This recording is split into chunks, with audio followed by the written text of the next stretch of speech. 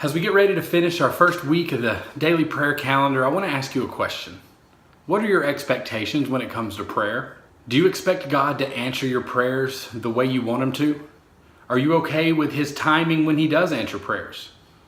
Are you okay if God says no to your request?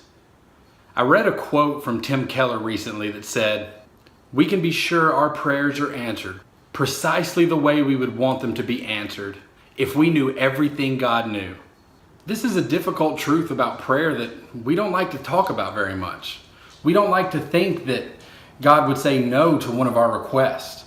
The truth is, even Jesus knew not all of His prayers would be answered in the way that He wanted them to be answered.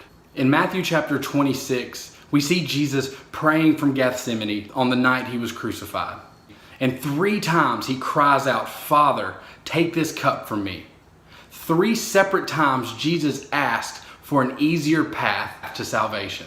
But Jesus also knew that God's plan was far greater than His request.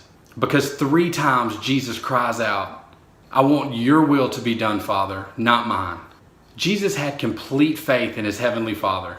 Even if God's plan went against Jesus' request, Jesus was okay with it. So today, I want to encourage you to pray from the understanding that God's plans for your life are far greater than any plans you have for yourself. Pray for God's purposes to be fulfilled in your life. Pray for wisdom and understanding for the times when God doesn't answer your prayers in the way that you expect. I hope that this first week of our prayer calendar has been a blessing to your prayer life. And I look forward to the many, many more weeks we have together to grow in faith and to grow in prayer.